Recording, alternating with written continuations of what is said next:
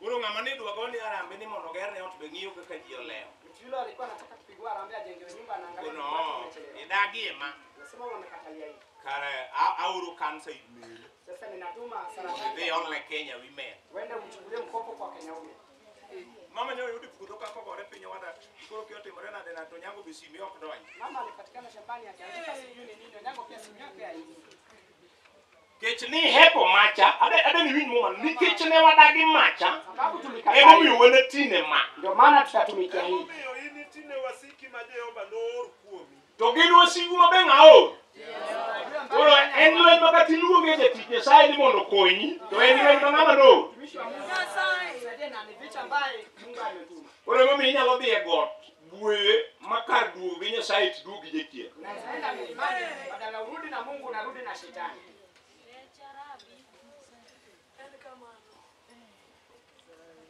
Ai Nyasaye mani wuoyo chato. Ai chandruok moro an in chawe kwecho. Kich wan jalo maber ga en kwecho, an professional beggar. Kuna shida lakini niliwacha kuomba. Sisi tumehitimu kwa kuomba. Wimaka kama tuni. Jolwen koso ajawika. Sikia tu vile ninasema hama. Ngata sai Yesu pake mi watete nade to an waome aoma. Wari dore ka wachomo watu muru green muri chira chaka. Majani pakwa nyeupe. Mpesa. Iluongo ko ng'ama gocho nene, sami nyo gocho ne, unobondi gocho ne, to ng'at machielo gocho ne, liol ng'ane, an akoni Nyasaye Nyasaye, ka gini ne luong to weya. Niliambia Mungu kama ilikuwa mtu yake. Gimo kwayi ok gwedhi. Mtu ameomba hivi. Mane wuoyo chang'ini nolal. Tini gini, ka ji tite kuonge pako ng'ato, ai pak moro be ni lemo kama ambe tiyo joga. Ng'at mano min bisop, mama ma jachil ma pona ina ma kidonje ode to kia soda madongo. Ko ka tibedi jachil kuone ma soda madongo. Nyithindo to kwame klasa boro konyi ga. Soda to madongo. Soda tulikuwa kubwa. Ni aibi kupaki kamano kuka nyamia moro bingie. Ukisifiwa hivi Ndiye ke koni winje. nia nyingine unapiga. Ni Nyasaye mtinde kiti yoro kungu paki. Mungu ambaye kama anatumikiwa usifiwe kwanza. Ya chawa chuni ni kech ne wadagi. Mtu yule anasema sababu tulikataa Tiyo ne kumtumikia gimor kwa furaha gilo na shangwe. oyao dot machielo mundu wetine. Amefungua lango lingine tumtumikie. Ewero kalielo nya tiku dwe achiel ka ok idhi liel turu. Ndio naona uwezi maliza mwezi mmoja kama hujaenda matanga kweli. Wabako Yesu. Bwana asifiwe. Kech ka okisolo koni dwe to nyaka yaw ni file committee murina. Komisoni. Matanga huku mwezi lazima uko File cha yao nikech in mikelo chando. ile inafunguliwa sababu ni wewe umeleta shida. File cho yao nikech ne wadagi timrana. Ile file inafunguliwa sababu tulikataa kutumika.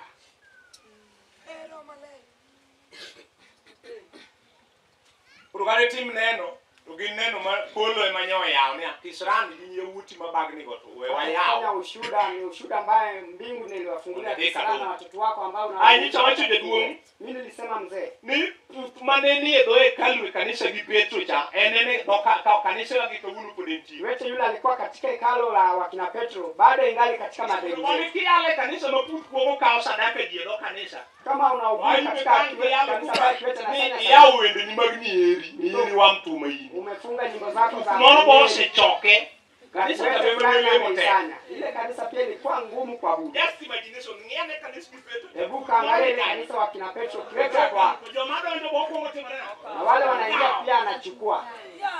Petro ke ngiyo kuningani ni tukelo na sala jomo kano ke. Petro aliangalia akasema mtu wale kile cha Sara. Wana wani watu buwe. Ndio lazima tuongee na mtu huyu.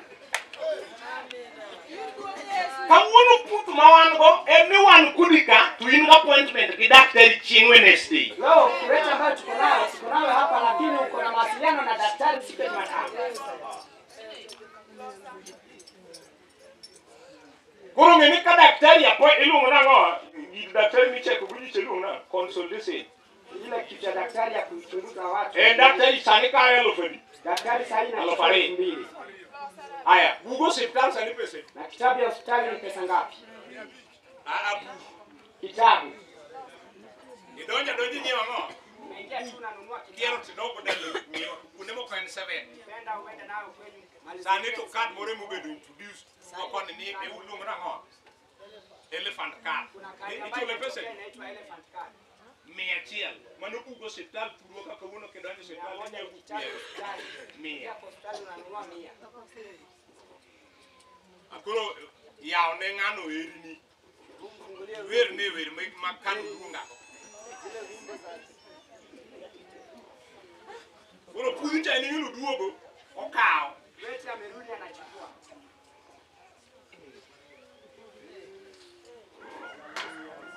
Emomi wana ti ne wasikwa maji oboro kwa kumaboro kumango. Ndiposa tutatumikia madu wetu ambaye leo umetuma kutoka mbali kwa nini? Ajiedi manyo korundo mea ewu. Wangapi ambaye hawakununua? Jomanye chingeni chirwe maunge kayongo chirwe mapto.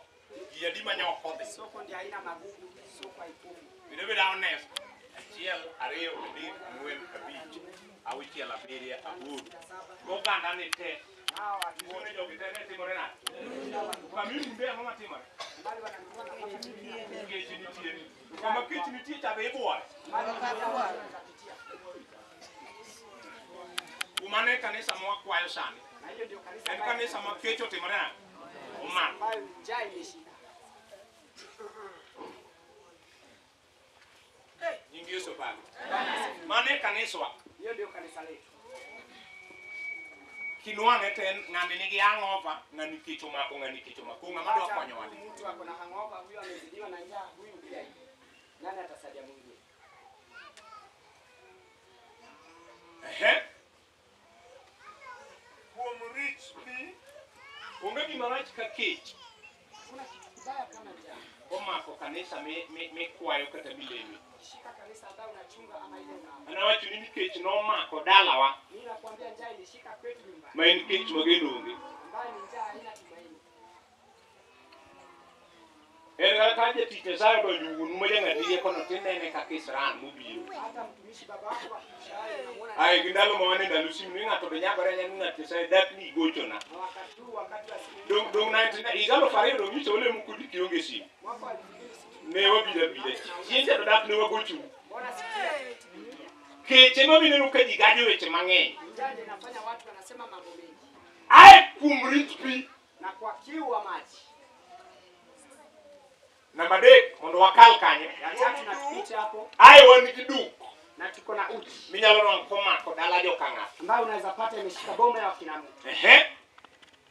Kendo kuom rem mar gik moko duto. Ai ng'ani kidonje kanisa ni tinuomo nurem gimora mora. Mtu huyu ukiingia kanisani unapata amepungukiwa kila kitu. Wabaki Yesu. Amen.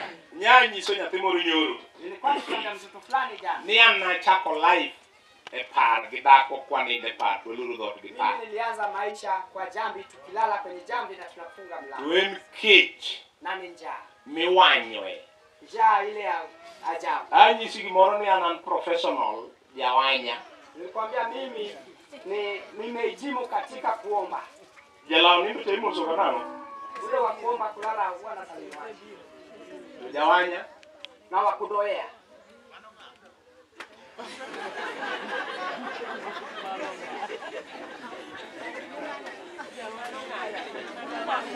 Jalo inyo wache ni amen. Amen. Imana fuenyo an. Moko makawachi ka winjo le. Ile kitu niligundua kuna mambo zingine nikisema ninahisi tu. Jalo inyo pa ko Yesu. Ana chandora machalo punjeni moko mari. Mimi nilisema mbaya kanifundisha mambo mabaya. Awacho ni aroka do adhi awanya kamora chiel pile pile. Nasema mimi Musa ni sitaki kwenda mano. kudoea. Anage we. Ngeni dala machan ng'enye ga wan chon kani luongo chiemo sabiye. Tiano. Mano wachni. Ore ija soga non. Ija soga vi. Senyo ni ng'ane mano wachni. Mani ngeni piny kethore. Nani nani? Kusini kama watu ni na okinde dele. Nasema ilikuwa inatendeka kweli. Koran chan sama koro wuoyi ka wuoyo gi dhako awuoyo kane aneki nomi aloso rodha mag anyuonda te rita chiel ka jakom ka jekino madhi embe bas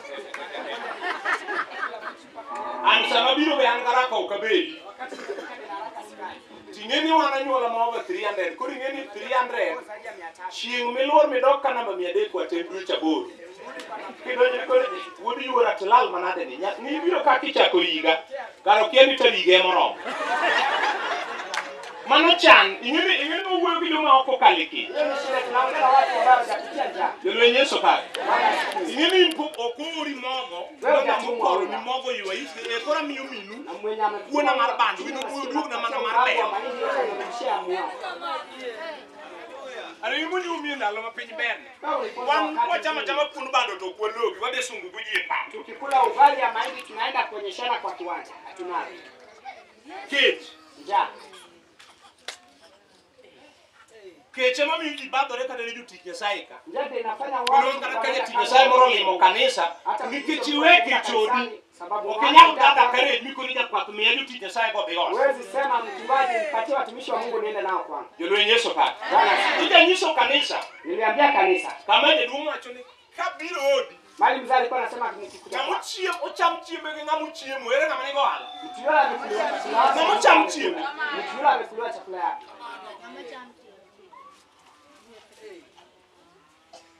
ino cham chiembi karang'o wewe chakula yako ilikuliwa nini no cham chiembi karang'o kich ko cham chiembi wewe ndio unafaidika chakula chako ilikuliwa lini chakula chako ikikiliwa ni wewe unafaidika aneke jo chama makaponi kupuni gicha winyo ni dir kiyombi na nyalo dok e ngima cha gidako and gima ne miyo atimo all these things kanisa Yesu pak hapa kuna mwenye elewi kijaluo kunayo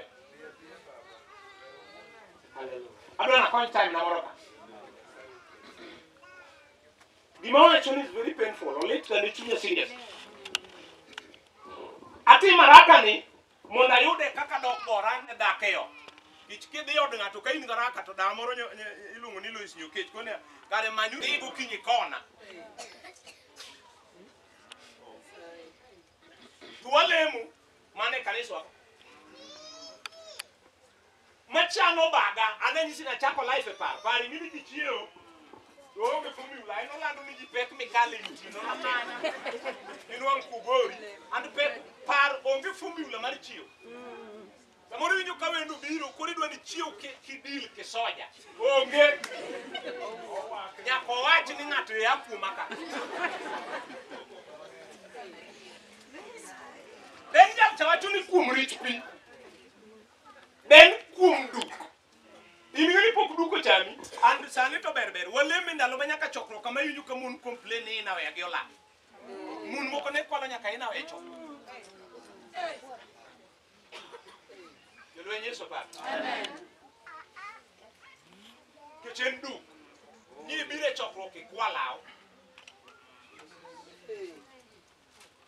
an chiga no gomga ka ji diwuot karachuonyo rwako skat moro ma light blue gi me ago ge full kalu nang kain sati to kain mar hilu nang blouse en gi blouse moro ma papo to gi woche moko mangato no mano ko go je alu gi gombe ko ma gi chando ka inge ka gi chal oro en moro ma be ka gi mo ken hai hi to go ken du mon dala ongiye to neno ko ketho twech mar mon ko chiama be karachuo kuri ko ne ni nyako buta o in kuro do grit pacho dala dangu kudong kende kecho somji mono ka ini ketho twech kin joma biwuot joma rinyisi ni do grit dala bo kudage dala no badong itwandu idak mikieni ti yakanye tidikanye kida wachuru gi moro kanisa jolwe Yesu pake chan mag miregi nyalo miyo kata ni donje dala mo Kisumu tinongo ka nimo madala cha unimo kudima sumbi bola wan gi mon mang'eny manote mo form foka to kini ingi sani ka kurure to chalo ng'ama ne okodo kata sabur ben wachiwe mire munimo timanyo apdala mainti kia kama nolale ki kama nolwale amen en hap miyegi. Tikia kama hap dala no lal. Kanisa Yesu pa. Nita adawa chwatu moro mara kiwinje ka jayalo moro wache to en my revelation. Pinyaka yando ka niga tichiegi miluongo ni piracy. E piny mwadake ni e Kenya ka nase wacho ni ji nitie pesa dite e Kenya ka. Pesa teme Kenya ka ginedi. Not really. Kenya ka pesa mantiyo masani matiyo gin siling 1,926. Kaw 1,500, 200, 100, 50, 40, 20, 10, 5 gi 1 bob. Kiriwo gite, you'll get a total 1,926. Jachan mugik, man piny mugik, man down, mo wacho ni ata timore nade? Achan. Nitie sama inyalo dwaro pesa gi tidwaro jadoloni kuma wasomo cha. Ikaw pesa gi te moko puonji machalo mag juok. Irwako gi baasa. Te kaka gin nyaka siling nyaka hela kinyayo. Iketo gi kanyo. Iwacho ni pesa wuoyo dong kamano. Pesa wuoyo ga wuoya. Ndalo moro ka angoro mo pesa mo matin. Mabende moro matin. Pesa no baga mana siling 18,000 ni. Makaka na adhi mo be gi tienda. Akone mino dani an kora biro gi gari. Mun gi beber. Nyasaye notimo balancing e dak. Makama ng'ato nyape, to nyaka yero ka ng'ato timore nade. An nyawna mokwongo en ni kadenyo ka kwiny moloyo manitie te. Ibe nitie kumi nyap. Koro peso biro peso chako timore nade. Wuoyo kod. Mino dani kama ler. Kidhi gi iluoro ndal, an miya maga lugo ka. En wach moro idore man biwe to kone. Ura ne oloya chiwo monalo moro. Koro kachopo pacho gi pesa kano gi, aketo gi eo. Na wuga riera kaduogo to pesa nyisa ni ng'iwane kamiwe wacha. Ng'ina chaka yano gi atimo gi nade. Ang'iyo. Awuga be kadawa sanduk ting'eno lor. Kachaka duogo jogi samoro yawo sanduk ni gi master tibangi. Chaki ng'iwane. Achaka ilo gi ang'iyo. Akwan gi gichaki kona ikwano wagaraka ahinya. Koro ketwa kachiel mus. Pesa wuoyo ka. Kata mana kano winyo nyisi ni mulo ane ufugu to bise ma mulo gi. Inkendi emine. So, wan gi ng'ama no kao pesa moro matin ahinya. Kati generation machien. To kao pesa no. Ka ng'ato gaje ni yuda gimoro moa e lweti kelna. Ai tuter pesa ne nyim Nyasaye moro ma muomu mok nyal mok wuo. Koro pesa no wuoyo to koni an gima no kela ka mondo atim en ni mondo alal hap joka ng'ane mondo dala no simo nyum. En ni nyima duoka kanyo timore nade. Owuoyo. Gimomiyo wambe wakaw magwa watero nyim kendo mar misango mar Nyasaye en ni wan gi kwano moro ma ipuonjo ga klas 2 ni heavier than to gi lighter. Ungiseneno kwano. Uket makati, uket sukari. Tiwacho nang'o? Ere mapek motimo ang'o? Neno ka sukari iwaya ang'o? Makati. Wawinjore gi kanisa. Wan gi chiwo ma ng'ato nokaw kata lwedo mar kwaru generation machien. To kawe to rebe nyim Nyasaye moro mamomo. Ukete kanyo wuoyo to koni gimokela ka en ni ka ng'ane tok ni pesa yudre. Koro kete kanyo. Wambe wakaw mekwa watero nyim kendo mar misango. Mar Jehova kama jaduong' cha wacho ni iwang'o gi. Eme kubiro ka to wuoyo. Then nyaki compare ni me nyim Nyasaye ma momo to gi be nyim Nyasaye ma nyalo gik moko duto. Which one is heavier than? Then nikech ne ok ang'eyo gima noketho go hap dalawa. Kanisa nying Yesu mondo paki. Kure mana wacho niya. Nikech ne ok ang'eyo gima nokaw mondo duoko go hap dalawa piny. Ne ok ang'eyo kata en siling ndalo mane siling ema nigi nengo. Ne ok ang'eyo kata en siling 5 ndalo mane siling 5 nigi nengo. Ne ok ang'eyo kata en siling 10 ndalo mane 10 ema nigi nengo. Ne ok ang'eyo kata en 20. Ne ok ang'eyo kata en siling 50 kata nobed 100. Nikech naonge, nikech akia. Anyalo choko pesa na gite, tadwaro go hap dalawa. Katero mabe nyim kendo mar misango mar Nyasaye. kane en alufu ema nokawe ndalo mag alufu ni alufu menyim Nyasaye gi menyi majuoga norade menyim Nyasaye nowachi nabiro mondo adwar apjo kumolo manolal kajuoga ma be wacho nabiro nokela ka higni 3 mokalo mondo kik yud ng'uono mar pesa madalagi pesa ariyogi noyudo weit mar pesa moingo wadgi nikech ok ang'eyo ka en ndalo mag siling abich menyim Nyasaye cha norad gabija menyim kendo mar misango mar Jehova.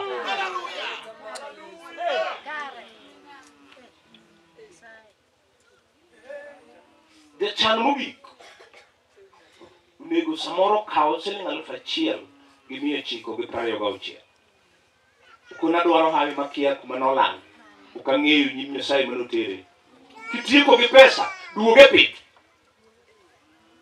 chakore tong gweno wane ndalo ma kiene yudo ni ng'ato kituni tong gweno mofuo gima osefuo mano osefuo dwar mangima wan gi ndalo manono chmiro gi gwen dwar gweno wan gi ndalo mag ng'ombe dwar rombo to nyito miya nyiso jomoko ni jadhier mogik onego dwar gimiluongo ni nyaroya kata en nyaroya to nyinge dhiang' tidwaro tong' tidwaro gweno tidwaro rombo tidwaro gimiluongo ni nyadhiang' nikech wan gi ndalo ma samoro no ng'ato golo gwende moro ko sacrifice go mondo delo nonyumre wan gi jaduo moro mano sembo dhok e dalane kune ka ng'ane to wananego kude makata ka kunda rumo to semba nikech naonge kane ogolo dhiang' abe noyud kabera ni nyim Nyasaye kabe chano sebe nyim Nyasaye mag piny abe noyud kamara yuna bino fulo mowone dala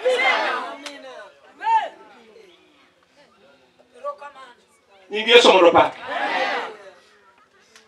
wachiew to wayudo kawe nolal to wakia gima nolalo hai wabire chokruogegi mondo wamany hap miewa kuma somo nolal gi kwe gi dak maber gi dhi maber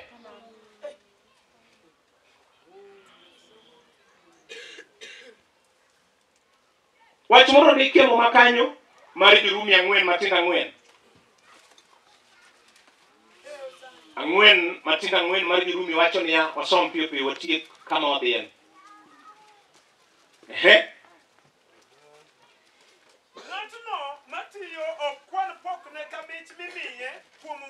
ng'at matiyo ok kwan pokne ka mich mimiye kuom ng'uono to kaka gowi na wacho ni chieng' moro ka ni nyaka ipog gi ng'uono ma Nyasaye otimoni to gi gowi ma Nyasaye otimoni uchuli nyaka ipog ng'uono ma Nyasaye otimoni gi gowi ma Nyasaye otimoni uchuli wan gi jomoko modak e udi mag bangalo Nyasaye ochule odno nikech samoro nogero ni chiliel moro wan gi joma nigi lewni ma kumitere onge to Nyasaye ochule lewni go nikech norwako chiliel kata jadhier moro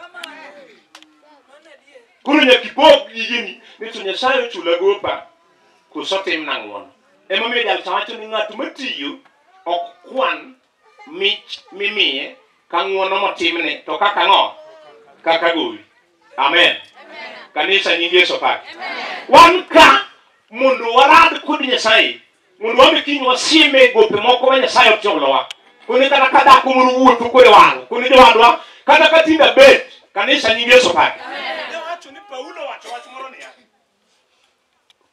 ni nitie gima nyalo chunde mondo pakre nitie samoro kinyalo bedo e odi nya wacho wach moro ni nyaka makati gi wan gi makati momosore ibeda beda gi makati momosore koni an ng'ane nyal gi ng'ane abetini nyalo wir bande oda wach mano miyo Daudi oywak chieng' mane Nathan onyise kami puonjo cha kisoma 17 matindo mbele kocha to Daudi obedo piny gi lewni mag ruoth koni an ng'a kuso dhoda to en ng'a misetimo ne ng'uono machal kamano ng'ini nitie ng'uono moro mar Nyasaye makata kibet tiwinjo ka gima okin an samoro kabe dala ng'ata kuna achopo kusadonjo ka ng'ato nikech wan jout lum mfel moywa goro maka koth biro idhi chiko pie gama no to biro ndopino tidong' kanyo to Nyasaye moro biro to ronya nito wacho no mera onge ng'ama Nyasaye be ka ma onge jafitina malo Nyasaye en ka to din ne molorne ne ka ng'ane to kuogi to yora kala jobilo gi jonawi to yora nito wacho ni kendo Yesu mine luongo nyinge ni kanisa Yesu pake Yeso nyinge neng'eny. Yeso mineno ni nyinge neng'eny. Ichaluonge ndalo moro ni gir tuombo. Dhako ma chi Samaria ka sungorene ni tiwuoyo kamano to gir tuombo iongego. To Yeso kone niya, tuong dini ing'eye ng'ama timore nade. Kare komachielo Yesu en gir tuombo. Tiende nang'o? Wan gi diere ma piny nodong'e kisima. Ipenjo ni to ere ng'ama nogola piny kama entie. To Yesu wacho ni I'm here to uplift this family from where it is. Oh, hallelujah.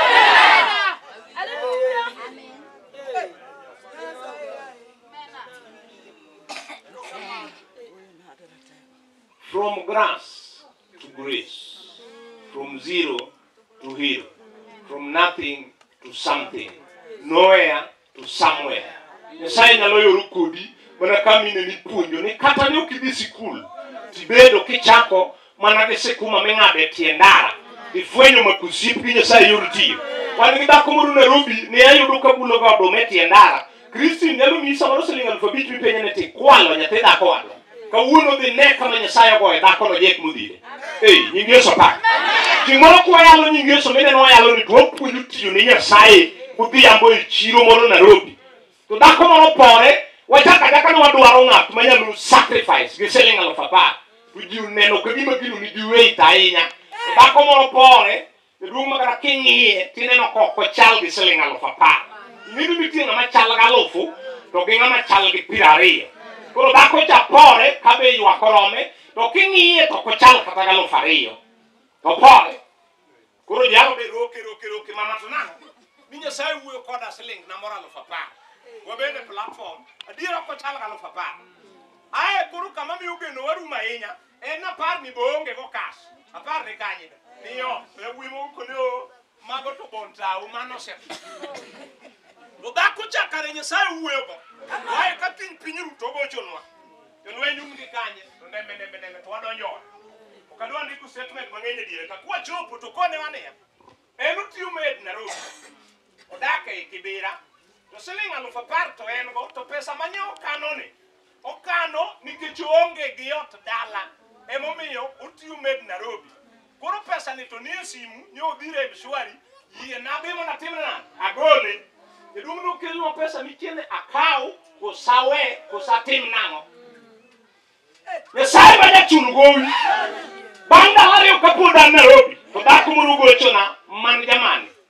To kono ni ng'at Nyasaye en moro samoro jakonya ga e chumbo moko. To kono ni ng'at Nyasaye chunya wuoyo na gede ne dhako moro ot moro ma permanent maber. Yud na dhako moro. Ichaki doke kanisa wing'iyo. Dhako chama ne wagone simu. Sama wuoyo kodi ni odake ot ma ok ipar na 10,000 dige. Wala mini mano kada ko pore gweng' ko Illuminati ibi ye ni girano to muto. Kitaba kiaka kubiro gi kakuti. Nying Yesu pak. Kore mabenda le wacho ni ng'at matiyo nitie sami chule gope. Yesu pak. Nyasaye mok bed gi gope magi.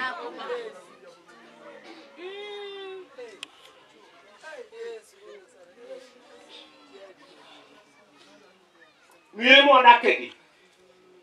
Ne gidong' e kisima piny. Giwa mar tuomo. Nyako ni Yesu kiyalo ka jawar to ji winje kabisa. To kiyale ke chiwo watu hawele. Yesu en chiwo. Nikech Nyasaye nohero piny ahinya kama. Omiyo notimore nade? Nochiwo. Yesu en chiwo. Ok en achiel mar 10. Mano nyaga min kiyalo kipuonjo to penji ni nyisa ochiko manodong'. Yesu ne chiwo. Den chiwo ka chiwo gite wuoyo. Sai mang'eny wan gi weche monego som to kadwa som. Jolweny Yesu pak. Chiwo ka chiwo timore nade? Achiel mar 10 nitie kaka timore nade? Owacho nang'o? Anayaw dirisni mag polo. Kendo kwero. Anatam nyal golweny. Mano gola no. Achiel mar 10 ma in utami golo. Kisng'iyo wach mondiki ang'o? Ezekiel 24 gini kocha to wacho ni nikech iseloso kari mar kendo mar misango kamoting'ore mokagore yore duto te. Emomiyo aserie lweta maduoko chiembi mapile piny. In idong' ichamo ga taitni.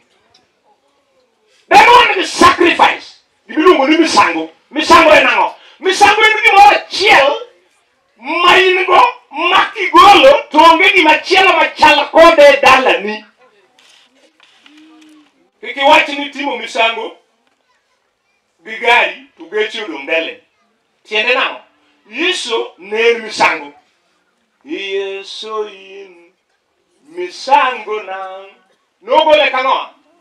Ka misango. Onge machielo.